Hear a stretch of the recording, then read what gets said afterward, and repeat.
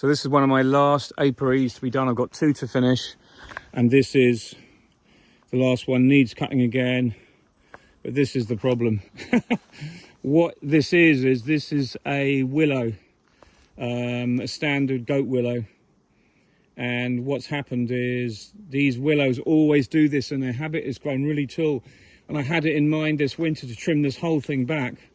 But what happens often is the base rots, which is what's happened, and it's fallen onto my hives. And I don't think there's any real damage. There's a couple of crushed pallets, but I don't think the hives are fucked. But the whole thing, the whole annoying thing is the fact that I've got to come back with a chainsaw. I can't get all this honey off. I can get some of it off, perhaps most of it. And I can get the one at the back there. I've just been having a look, but I can't get these 2. I can get the one in the front. I can get these 2 done with bee escapes on. But you can see the ivy's starting to come in, and I don't want that going into the honey. It's not because I don't want the ivy, it's just the ivy's a nightmare to deal with. However, I have to say that all the colonies here are alive, and I'm very pleased because they're actually looking really good. It's just all this problem to sort out. This is the problem I get. This is the problem apiary I have sometimes. This is where the wild boar can dig everything up. And I know they're back, because look at this. I've just been having a look. This whole thing is wild boar tracks. You can see it there. Big wild boar. But they're not a problem. They've never actually knocked a hive over.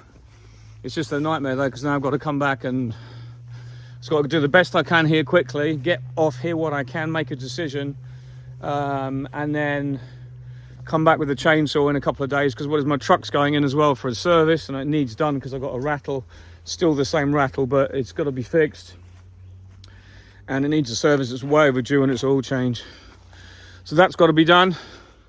Meanwhile, my hand is just about there, second time round.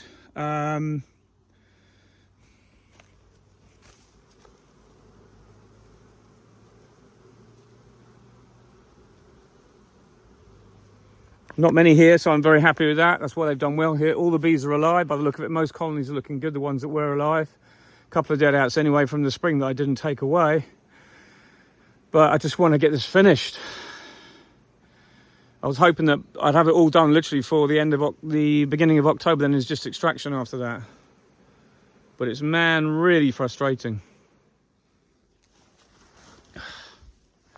So while I've been going around doing all the other hives, and it's not quite as bad as you might seem. So I've got to that hive there. I've got to that hive in the middle, which missed these 2 branches miraculously. So it seems that there's just this main section, which is actually quite light after that stump there, has only fallen on those 3 hives there. Now they've all got honey on, but I managed to get to that one. That's a drone layer next door. That's a dead out. The rest are quite small, but they've all got a bit of honey. There's actually cumulatively over 100 kilos of honey here. Not a lot, but I haven't looked after this apiary as well as I would have liked. But that is the way it is, as we say. However, I just wanted to talk about this, because this kind of thing happens often. I'll give you kind of the history of this place. I've been here for years and years. And it's a couple that own it. They can't maintain it anymore. I'm going to put my hood up, otherwise I'm going to get stung. I'm not a hero. And basically it's up to me to keep it kind of as open as possible. So this is, as I said before, it's a willow. And what's happened is the bottom has rotted. This is absolutely classic for the behaviour of willows. And what will happen is, technically, the bits that are sticking in the ground will root over the winter, and then the tree will grow up that way. And that's basically how willows work. A lot of them they fall, that's their nature, they crack, they're very brittle. But they're actually quite good firewood if the wood is dried properly and dried slowly. So you've got to cut them, stack them. Stuff like this, that kind of size, is actually great firewood if it's dried for 2 or 3 years under cover, and if it's dried slowly. So my point is, this isn't a complete disaster. I can come back. This needed to be done anyway. So I won't have to do this winter. And in the winter, it's often very difficult to get along the track at the bottom to get up here with all the gear. So I have to carry the chainsaw, the fuel, everything, a good 200 meters to get to this place. So this winter, I won't have to do that. And at least the majority of the hives have been sorted. I'm going to bring 2 or 3 more hives into this apiary just to fill in the spots we've got, because I like this stocked. As you know, the nuke yard has got quite a lot of young colonies there that I'm going to be either keeping or selling, depending how they get through the winter. And that will restock this very easily. But they are on the ivy now, you can smell it, it's absolutely stinking. So the majority of the honey I've got off, I'll have to check there's no liquid in the frames. But the summer honey is all completely capped, so if there was a little bit, it won't make much difference, it'll all just mix in. But it'll be a really good tasting honey. So I think it's kind of better sometimes to be a little bit positive about this pain in the... It is a pain in the ass. I did not need this today, but it hasn't delayed me too much. Got one more apiary I'm going to go and do now. But this is exactly what beekeeping is. You think that everything's tidy. This actually was a fairly tidy apiary. Just needed a quick trim over. And I wanted to bring some of these trees, trim them up a bit for next year. So I've got a bigger gap now, which is great. I want to try and trim those willow over that side. There's another load there. I want to try and trim those this winter. So maybe I will come up here for a half day on a nice, cold, dry, frosty afternoon. Because then that's when I like to do tree work. Because you can get it all done. And it's hard on the ground if it's frosty. And it's just a good idea. But yeah, what can you say? Beekeeping personified. Took a hit for the team, as they say. Not much else you can do. That hive's fine. There's a really good queen in there. They've had their treatments already. These will have their treatments tomorrow. Yes, it's late. I know that. But it is what it is. They'll be fine. They've got loads of young brood, loads of larvae not closed. So I'm hoping that those larvae will be pretty much disease-free because they've got their treatments. I've got this one here to wrap. There it is. This one I'm going to wrap because I haven't dislodged the top. But if I don't wrap this, it could be robbed out because they've got the bee escape on. But I can also say that the robbing has stopped. So I may just put a bit of tape over that and that will just do it for that because the rest is well sealed. So these hives are all nice and even. Asian hornet spoiler, but there's only 1 or 2 around. They're actually not that efficient, are they, at catching bees? They haven't got one. So yeah, this will be sealed. Everything else is done. I'll do that as soon as I can this coming week. But as I said, the truck's going in. I need to get back to the other apiaries to put brood boxes on, because as you saw from this picture, they're absolutely rammed with nectar. And I did a short on that. If you didn't see that short, have a look at it. I did it yesterday. But it's just to say that when you see drawn comb, I'll clear the others off from the bee escapes. When you see drawn comb like that being built under the bee escape within a couple of days, and that's just 2 days, you know that the rest of the colony is like bursting and full. And you need to decompress that if you can. If you are happy and it's right at the end of the season, there's relatively no chance of them swarming anyway, because it's just not what they do this time of year. Swarming's finished. And if you do put a brood box on, you don't even need a queen excluder. But I'm not going to put supers on, because if I did, the problem we've got is there's actually not much bee activity now, believe it or not, because it's been cloudy. We've got a weather front just come through, but this whole week is really quite brilliant. It's like 20 degrees, light winds, so everything will be flying and the nectar will be pouring in. But if you want to collect some of that honey, you're better off putting an empty box on, let them build in the box and then melt it down in an Api melter. Because if you put it in the frames, literally, it will crystallize before you get a chance to harvest it. Then you've got to warm it anyway. So and you think, well, yeah, what a great time to get frames built. Well, not really. But if you're using brood frames that can be stored over the winter, yes, that's great. So that's what I'm doing. I'm going to get some foundation in brood boxes and put them on the very strongest colonies here, like I did 2 years ago. If you go back a couple of years, you'll see that we had an amazing autumn. And we're getting the same here. So we've got 2 weeks of good weather after a bit of rain. And we've got lots of facile, lots of mustard, lots of, there's some buckwheat mixed in. They basically sown their pollinator mix. And I'll try and show you a couple of pics now of what we've got. And it's absolutely incredible. So if you don't want brood produced, which I do, then you need to just give them a little bit more space and get them to build some free combs for next year. And all you got to do is spray them with Bacillus thuringiensis in the spring, and you won't get any wax moth at all. That's what I do, and I advocate that. It's really good. And occasionally I don't get it right and I miss one and I get wax moth, like the one you saw the other day in the video. It happens, but the majority of times we get lots of spare combs built. And remember, spare combs built in a flow are free combs. Cayman Reynolds talks about this a lot. When he gets his dearth in the late summer, he will put combs on and feed to get combs built, because combs that are built are more honey in the barrel or in the bucket at the end of the day, because they're not having to use that time and nectar and natural resources to build the comb, and you get more honey in your supers. So that's kind of how it works. If you can build comb whenever, take the opportunity and do it. If you can't, and you've got enough bees in your boxes and you're happy with them going into the colonies are big, and you know that flow is going to be finishing soon, just let them bung themselves up. And then the theory is as well that a lot of them become more phoretic because there's less space for the queen to lay, and then you can treat them when we get that minimal brood period in the end of November, December for the Northern Hemisphere. So think of it like that. Whatever you do, you're onto a winner. But just assess your colonies and look, well, do I think there's going to be nectar coming in for the next 2 weeks? Yes, right, let's give them some space because I want a little bit more brood produced and I get free combs built. Or if you're at the end of that flow and you're happy with everything as it is and there's loads of bees in the boxes, then don't worry about it. They won't swarm. They will not swarm. They will stay in the box. You get your treatments in. They'll naturally make themselves broodless because they'll just fill up everything with nectar. So that's something to remember for this time of year. I always forget it. It's a good refresher.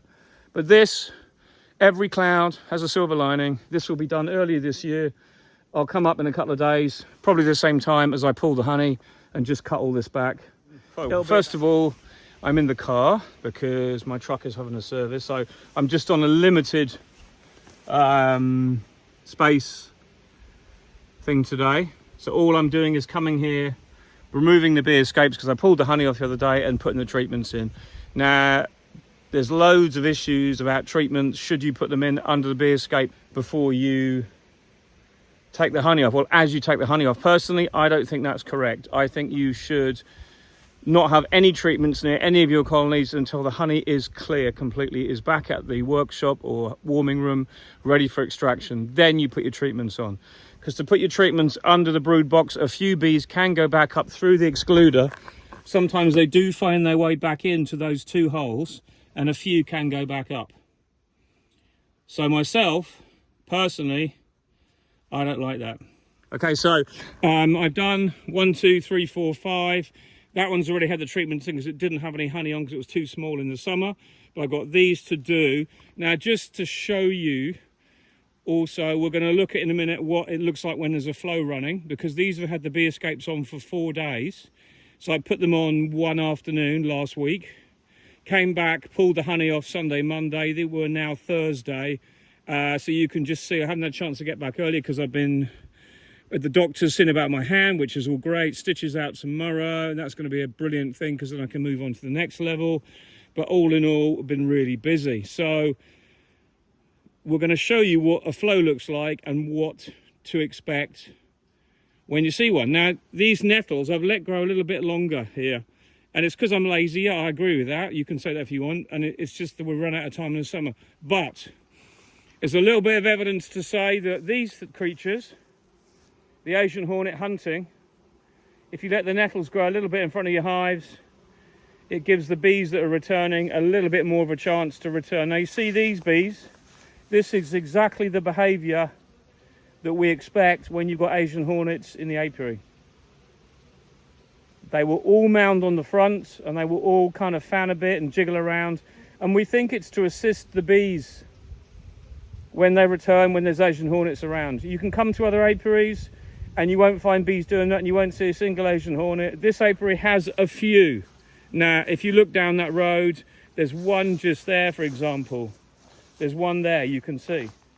There's none at the next one. There's none at the next one but the bees, or there's one just flying past. So my point is, this actual apiary does not have much predation going on. And we are at the time where it's the absolute peak predation now. The nests are finishing, the queens are leaving, but the Asian hornets are all unemployed, and they come out the nest and they have really nothing to do. And they're a total pain till they die off, till the weather gets colder. And that won't be till the 2nd or 3rd week of November. So let's have a look inside a hive as we lift off the bee escape. You'll see a lot of passage of bees here. A couple of colonies are huge, and you can see the bees coming and going. That's the first sign you know there's a flow. You will see a raised amount of bees going to and from. Okay, so first thing we're going to notice is you can see they've actually filled in quite a few of the holes of the bee escape. So this is the problem you get when a flow starts, when you've still got your bee escapes on. So it's a little bit interesting just to go through this, the reasons why they do that. Because at the moment the bees are blocking up their colony for the winter, aren't they? They know winter's coming.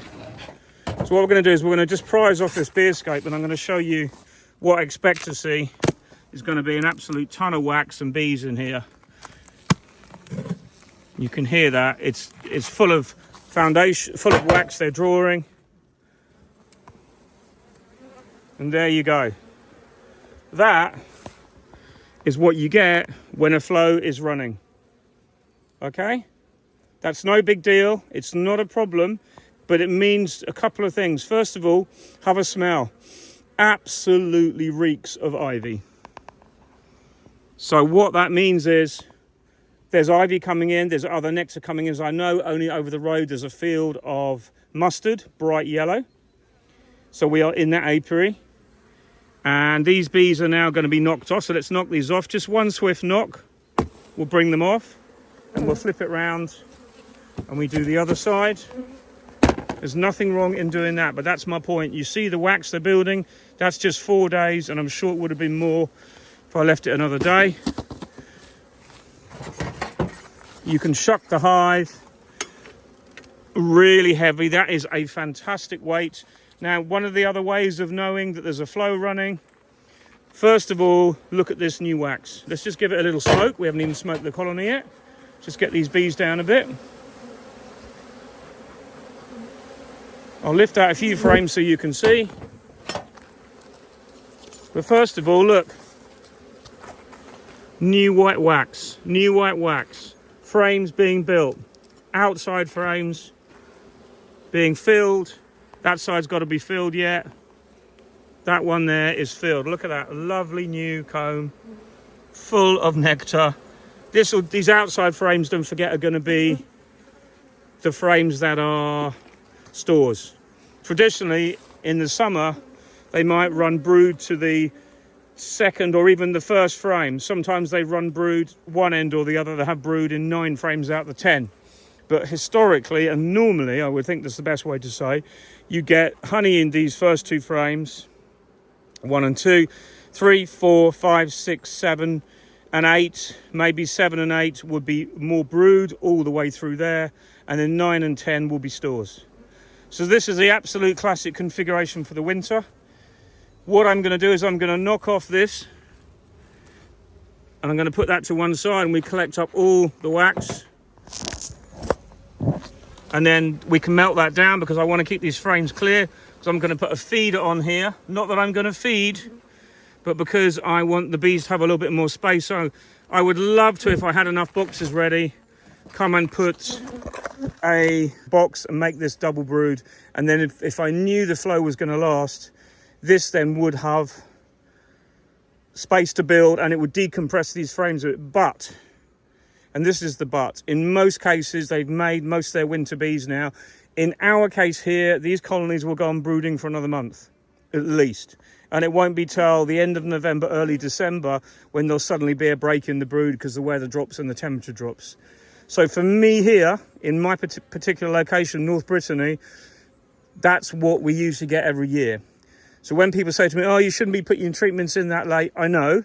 Normally my treatment's going in August as early as I can because we want to miss that crossover, don't we? But this year, this Apiary is late for one reason or another. These few to do, 2 over there. So we're just going through putting the treatments in now, checking the colony, check there's brood. If there's brood, we work out where the brood is and we put the treatments around the brood. Sometimes they're on one side here, sometimes they're on this side. Another thing we do is we recenter the nest. So we take out frames from one side, slide the nest across, 1 or 2 frames usually, just to recenter it to make sure it's in the middle, because generally that's better to have your colonies in the center of the nest. And then we put the treatments in. We know a flow is running. We have fresh made wax. We can smell the nectar. There's a large patch of bees. We know that there's fields of mustard around. We know what is going on at the moment. So what you've also got to realize is we're at the end of the year, but the apiary is looking great. We're late with the treatments, but that doesn't matter. We've got brooding still to come. We've got nice big colonies. We've had a harvest from this apiary. It wasn't massive, but it was still a summer harvest where others didn't do so well. We've got Asian hornets that aren't too bad. They'll soon be dying off. Where you've used this colony to make some splits over the year. It's given you 2 honey crops, and now it's looking fantastic to go into the winter with low mite levels. And that's what it's all about. So there you go. The flow is running. Just look at that wax. That's what you're going to see in the majority of cases. And you'll just know that there's no room in the frames. So beautiful new wax there. Nothing more to really say. Absolutely brilliant. So a highly successful end to the afternoon. The treatments are all in. Everything's had a treatment. And the bees are still flying like crazy. And it's just amazing. The other thing to point out is when you have a nectar flow and it really is going well, often the bees won't be anywhere near as aggressive as they might have been, or defensive is perhaps the correct word. They won't be as defensive as they were when there was a dearth on, because when there's a dearth on, robbing starts and everything kicks off. When you have a nectar flow running, everybody's happy. You know, just look at that, nice passage of bees. Perfect, really. Good end to the day. Anyway, whatever you're doing, take care. Speak soon. Bye for now.